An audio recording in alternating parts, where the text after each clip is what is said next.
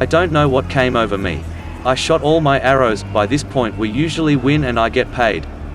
This battle was different. It did not seem we are winning nor losing. Yet, seeing Manconius with his band of 50 men hold off at least 300 men while yelling, "Dotos! Dotos! Dotos!" something snapped in me. I pulled out my knife and charged in. Dotos! Dotos! Dotos! Dipax, vocal member of the Arsonists, Dacian mercenary bowman band.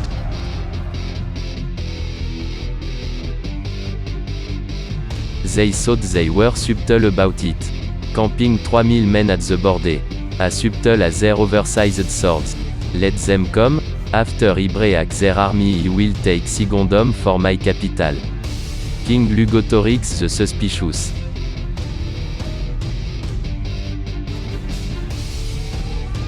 That Costico fella, what an insufferable lout. Kingslayers he calls his Yafia of overpriced Mercury fags. Asked him today if he ever killed a non-Dacian king. Kingslayers, more like Kinslayers, Sirmios, king of the Tribali.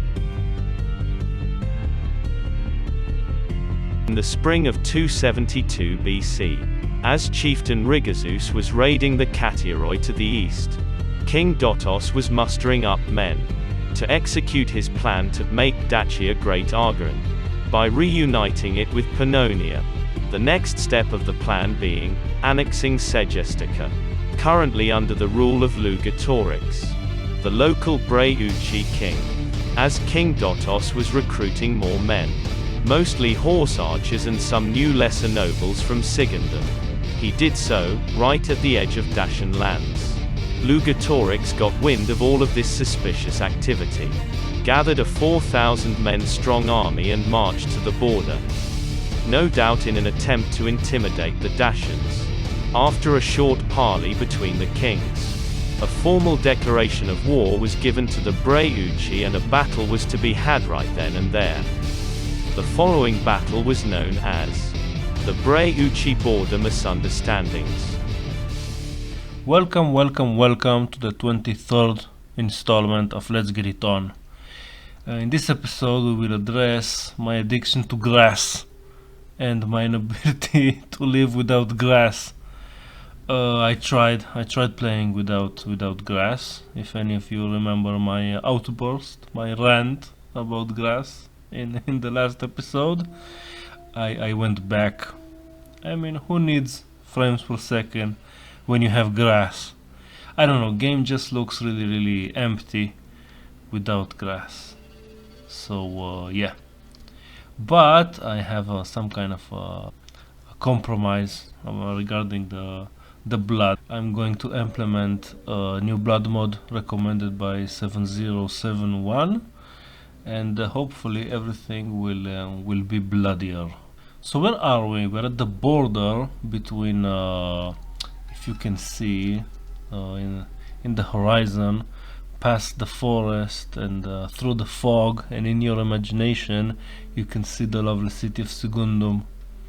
And on the other side, through the forest and past the fog, and in your imagination you can see the lovely city of the lovely town of Segestica. And in that town lives a king by the name of Lugotorix. Lugotorix, the curious and the suspicious. He notices an army camping at the border. If you can see, there's like a road here. This is literally the border, and he sees like at least 2,000 men, something like that, camping at the border. So he came to parley, and King Lugotorix and Dotos met in the middle and had a nice exchange, a very honest and short exchange. King Lugotorix just asked, "Are you invading?" And King Dotos, "Yes, yes, we are. Consider yourself declared war upon."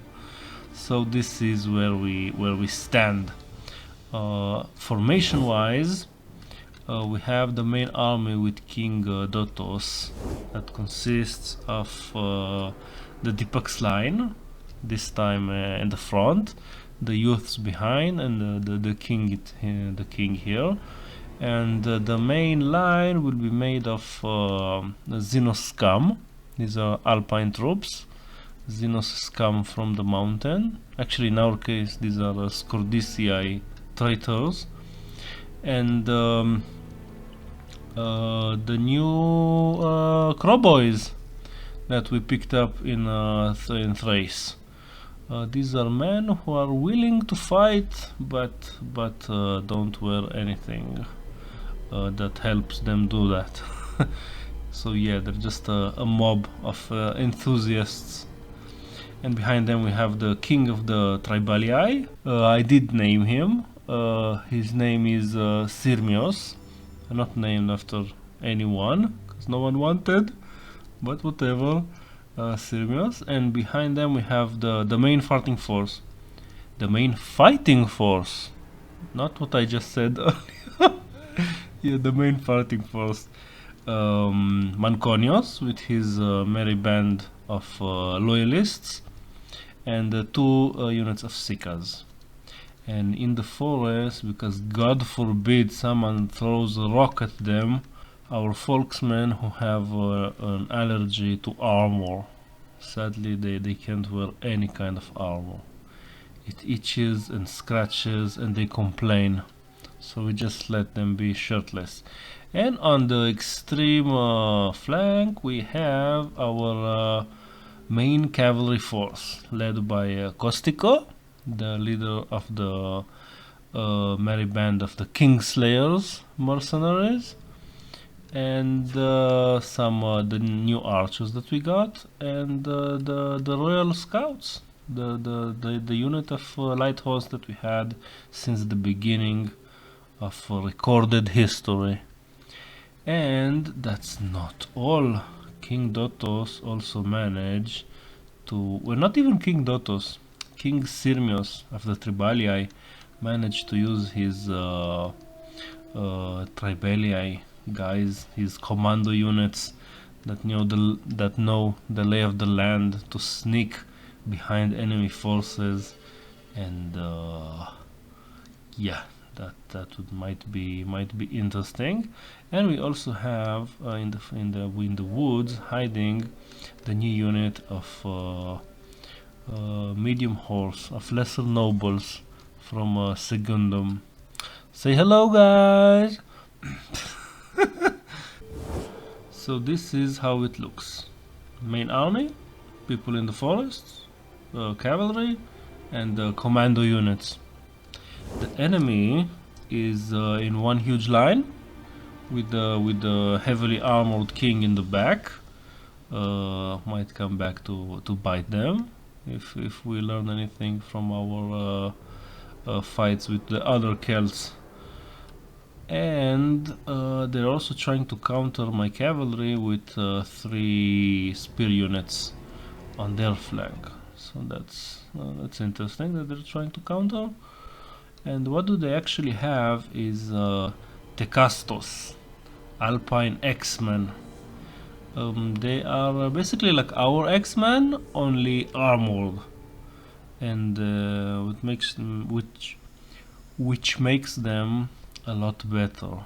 So these are quite dangerous foes, and he has like 4 of them, and they're also somewhat veteran. So this is quite a force. They have 4,000 men, and then most of them are capable men, not just a horde.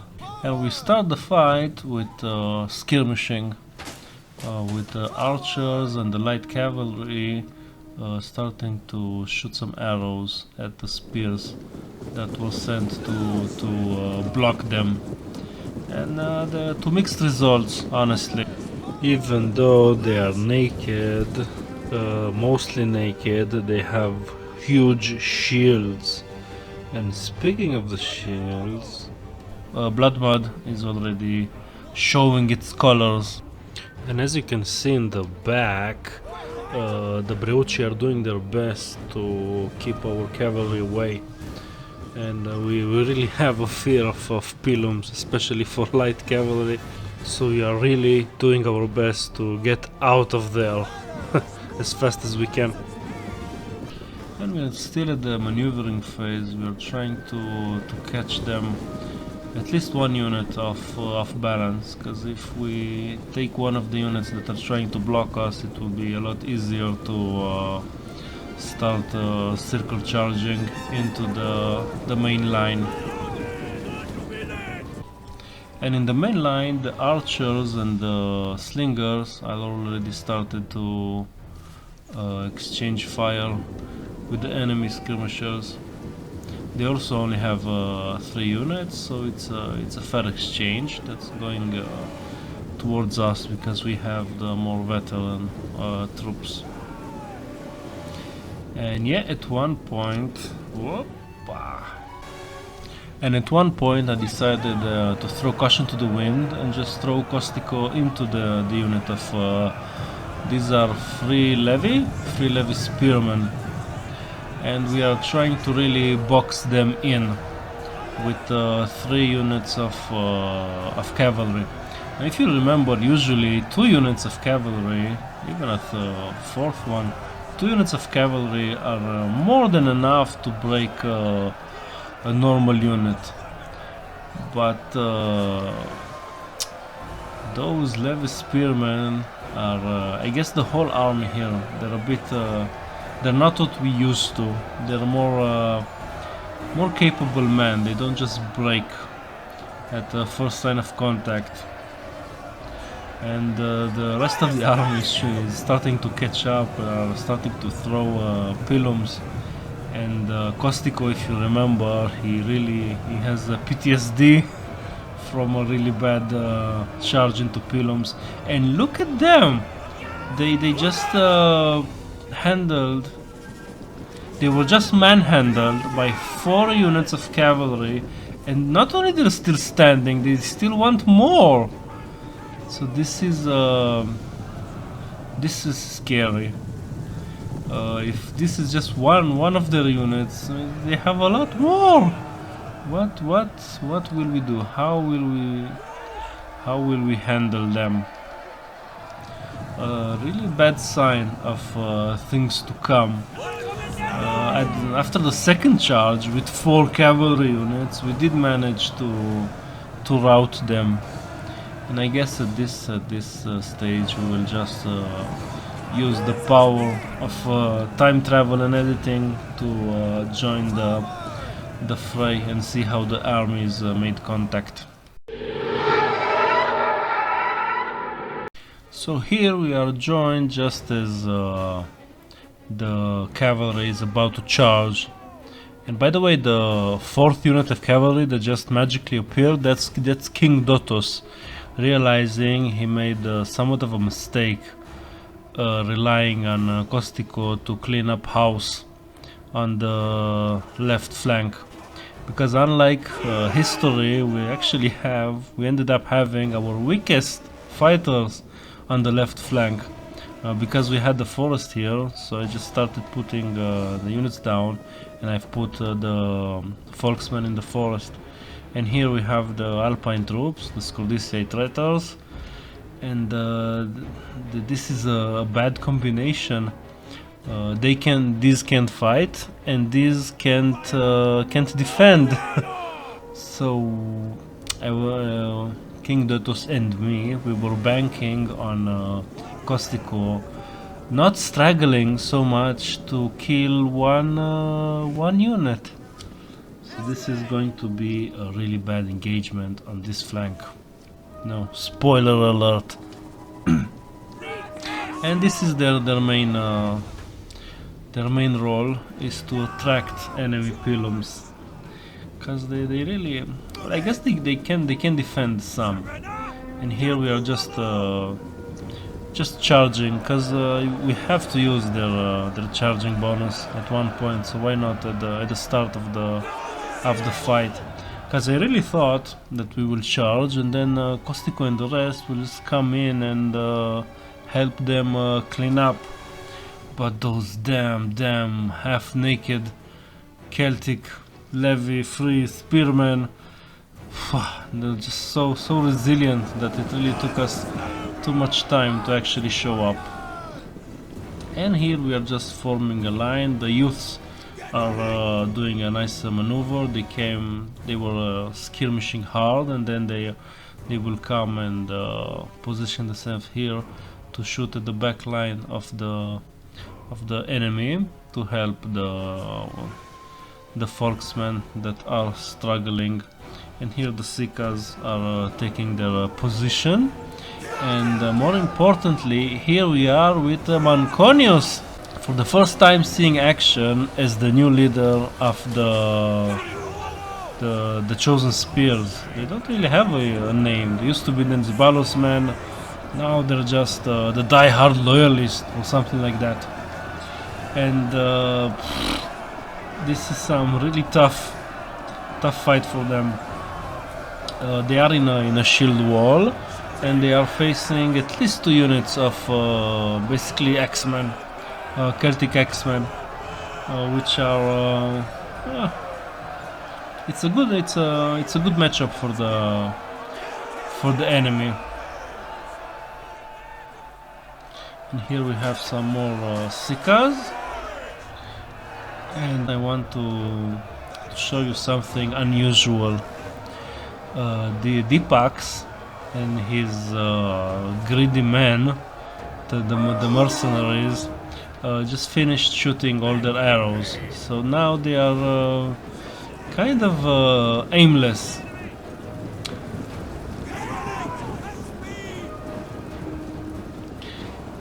And they are looking for where Deepax is. Their paymaster is trying to convince them to charge, and Deepax is trying to find a way to weasel out of actually fighting in melee. That's crazy. Usually we win by the time we're out of arrows, but as you can see, this is far from being over. But there comes a time, every once in a blue moon, that even a coward's heart gets inspired. Deepax and his men, they're as you saw, they were running from side to side, but then they saw and they heard Manconius and Punius and his men fighting off, only 50 men fighting off roughly 300 men, and shouting "Totos! Totos! Totos!" fighting in tandem in their phalanx formation, and they got inspired, and then they started charging in. For the first time, Deepax is starting to show a little bit of camaraderie towards the people he is fighting with. I mean, he is fighting in this army almost since the beginning. The arsonists were one of the first mercenary units that we recruited. So maybe even Deepax, the cowardly weasel, starts to get attached. Now, this is where we will do another jump cut to see what's happening on the right flank.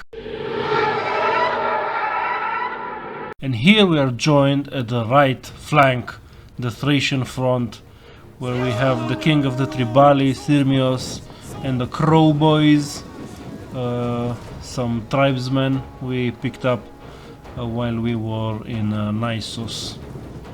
And by the looks of it, the both of them will have to deal with a whole bunch of angry Breuci.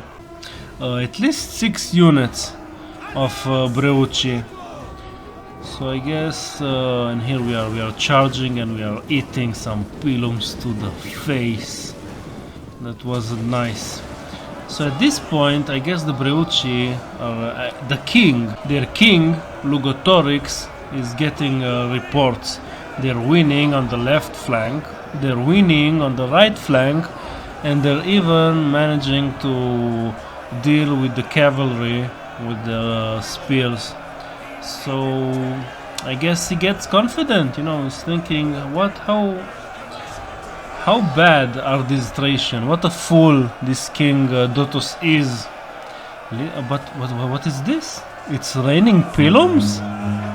What's this? Oh my god! Run.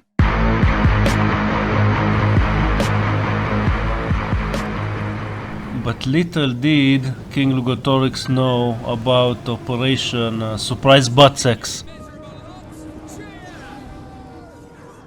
King Sirmios kept his elite Tribalii troops, the commando units that know the lay of the land, he basically told them to go and flank the whole of the enemy army. So mechanically speaking, we are talking about a unit of Peltas Agriani and Swordmen Agriani. And well, surprise butt sex they did manage to do. Look at them piluming the hell out of this poor spear unit. This is what we like to see. Not only that, but our light unit of medium horse that you saw earlier, right? They managed to spot their king. So we are actually splitting. The swords are charging to help the king, while the Peltas were issued new orders to go and find the enemy king, King Lugotorix. And what a roller coaster this must have been for him, from being almost certain that he's winning on both flanks, on the center, and even controlling the enemy cavalry, to being pelted on all sides by pilums. And we already know how much a heavy armored unit likes pilums. Almost the same thing that we did to the king of the Scordicii, that I don't remember his name. Almost the exact same thing, only this time he's way more surrounded. At this point, I think that the king really realizes that he's in deep doo-doo, so he called 2 units to come and help fend off. And he did manage to fend off a unit of a horse and to stop the Peltas from pelting him by charging at them. This is a good maneuver for him. Let's just stop here a bit.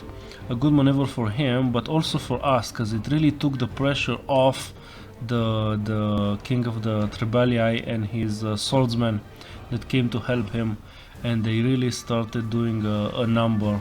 There is even a unit here that already broke, and these are some of the tough ones, the naked free levies with the high morale. So even they broke under the onslaught. And if you remember, King Sirmios made a remark to Kostico that you're the king slayers, more like kin slayers. Have you ever killed a king that wasn't Dacian? And you know, for the record, he did. I think he did kill the king of the of the Bastarnos, but they were living in Thracia, so kind of also Thracian. So Kostico got mad at that. So now he's doing a mad charge into a semi-depleted unit of Celtic nobles in order to get the head of the King Lugotorix. So this is Kostico with a mission, and we are, just in case, we don't really want King Lugotorix to escape. We're even charging with the light horse archers, just to put on the pressure. And as you can see, this is working. This is Kostico living up to his mercenary band's name of the King Slayers. Once again managed to isolate and decapitate an enemy king. And this time even Sirmios can't say anything. I mean, this is king slaying, literally. And actually, if you zoom out a bit, we can see the big picture. We are losing badly on the left flank. The center is barely holding.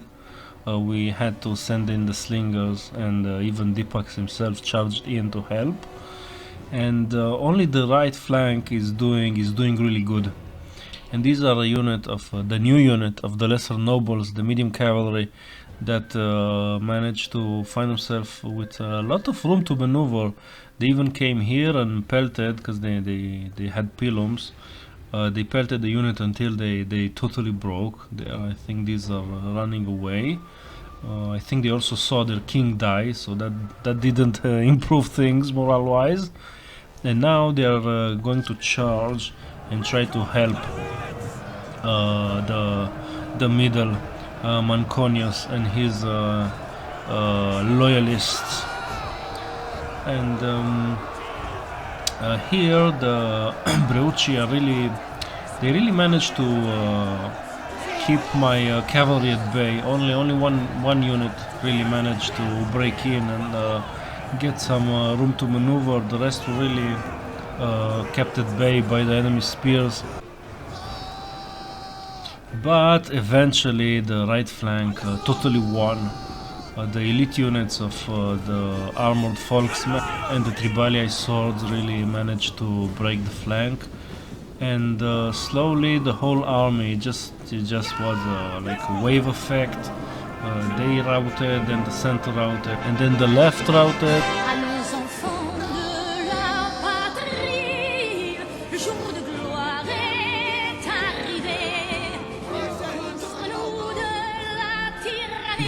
As you can see, this was a very bloody battle. Oh, poor guy, look at him. Oh, this is one of ours. Oh my god, this is actually one of the chosen spears. We just managed to see him in his last dying breaths. Now we are just mopping up, because the whole army, the whole enemy out. Usually just the horses chase the enemy army, the enemy combatants that are trying to flee. But this time it seems that Deepak and his men are so frenzied that they're also chasing, and just look at them, just going to town on the poor enemy soldiers. Oh, that's a nice kill by one of the new nobles. That's the nobles that joined. So it seems that we have some new bloodthirsty troops. It started badly, continued not so good, but at the end, Operation Surprise Butt Sex really came through for us, and we managed to pull a win. And this is the parade. Of course, Manconius takes center stage with his elite chosen spears. Even though, I mean, they did hold the center, but the real heroes are the Tribalii, who really prove themselves as nasty warriors. The Peltas managed to weaken the king until Kostico managed to kill him, and Sirmios just had a contingency plan, and he executed it, and he pulverized the right flank and really broke the enemy army almost single-handedly.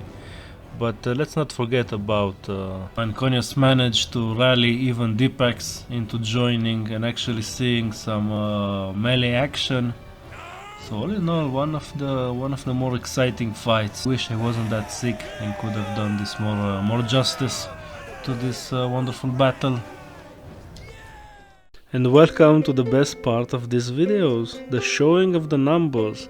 And this time we do have a lot to talk about, because most of our units performed really well. Only one unit routed, the Xenos Scum. They just couldn't hold it. And the MVPs would be, it was a tough choice, but I think that it would have to go to the shirted Folksmen, because after the Xenos Scum routed, they stood their ground and really held our left flank. They only got 358 kills, which isn't the most, but they outperform even the Tribali king. And notable kills will have to go again to Costico, because he again slayed the king. Managed to lower the morale of the whole enemy army by doing so. He got a lot of help, but mostly from the new unit of Tribali Peltas. The lesser nobles from Sigundum got 378. I don't think they featured much in the video because they were really all over the place, and I will just have to concentrate, either kind of ignore them or just follow them around everywhere they go. So I decided just to throw in a remark too, but they were really all over the place. And I decided to, kind of address them, because they didn't just appear. Thematically, they are those units of spearmen that we disbanded last turn that got decimated in the Sigundum siege. So those unboiled men, they didn't just go home. They got a nice plot of land, a slave or two, and they became lesser nobles.